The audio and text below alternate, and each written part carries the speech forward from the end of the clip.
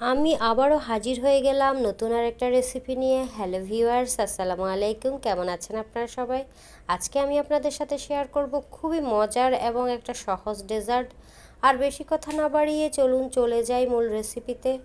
প্রথমে আমি নিয়েছি 1 কোটা কনডেন্স মিল্ক, নিয়েছি 200 গ্রাম ড্যানো ক্রিম, হাফ লিটার মিষ্টি দই এবং 1 প্যাকেট মিল্ক মেরি বিস্কিট।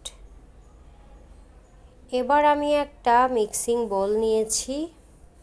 বোলের মধ্যে আমি প্রথমেই মিষ্টি দইটা ঢেলে দিয়েছি।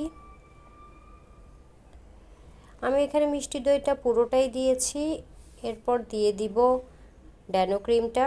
ড্যানো ক্রিমটাও আমি সম্পূর্ণ দিয়েছি। এরপর দিয়ে দিব কনডেন্স মিল্ক। কনডেন্স মিল্কটা আমি এখানে অর্ধেক পরিমাণ দিয়েছি। আপনারা যে যেরকম মিষ্টি খেতে পছন্দ করেন কনডেন্স মিল্কটা সেই পরিমাণই দিবেন। তো আমি সবগুলো উপকরণকে একসাথে ভালো করে মিক্স করে নিচ্ছি। আমি যতক্ষণ পর্যন্ত ক্রিমি ভাবটা না আসবে ততক্ষণ পর্যন্ত আমি মিক্স করতে থাকব। এখানে আমি 1 মিনিটের মতো মিক্স করেছি। দেখুন আমার ক্রিমি ভাবটা এসেছে। এবার আমি এটাকে সাইডে রেখে দিব এবং একটা সার্ভিসিং ডিশ নিব। ডিশের মধ্যে আমি 2 চামচের বেশি পরিমাণ ক্রিম দিয়ে দিচ্ছি। এরপর আমি বিস্কিট দিয়ে দিচ্ছি। এখানে আমি বিস্কিটগুলো পর্যায়ক্রমে সাজিয়ে দিচ্ছি। আপনারা চাইলে এখানে মিল্ক মেরি বিস্কিটের পরিবর্তে অন্য যে কোনো বিস্কুট ব্যবহার করতে পারেন। এরপর বিস্কিটের উপর আমি আবারও ক্রিমের লেয়ার দিয়ে দিব। আমি ক্রিমকে চারপাশে ছড়িয়ে দিচ্ছি যাতে সব জায়গায় সমান থাকে। এবার আমি আবারও বিস্কিটের আরেকটা লেয়ার দিব।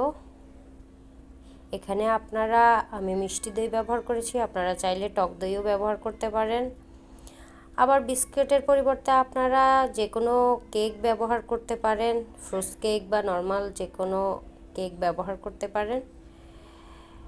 এর উপর আমি আবারও ক্রিমের লেয়ার দিয়ে দিব। ক্রিমের লেয়ার দেওয়ার পর আমি এটাকে 1 ঘন্টার জন্য ফ্রিজে রেখে দিব ঠান্ডা হওয়ার জন্য।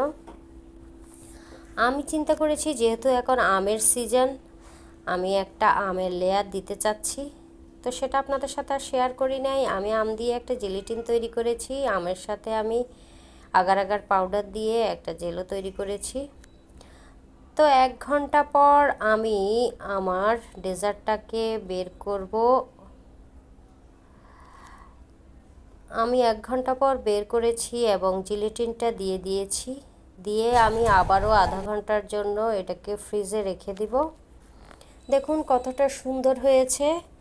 এবার আমি ঠান্ডা হওয়ার পর এটাকে নামিয়ে কেটে নিচ্ছি। এই ডেজার্টটা খেতে যেমন মজা তেমনই পুষ্টিকর। তো আমার এই ডেজার্ট রেসিপিটা যদি আপনাদের কাছে ভালো লাগে আপনারা অবশ্যই বাসায় ট্রাই করবেন। সবাই ভালো থাকবেন, সুস্থ থাকবেন, অবশ্যই আমার পাশে থাকবেন। ধন্যবাদ সবাইকে। আল্লাহ হাফেজ।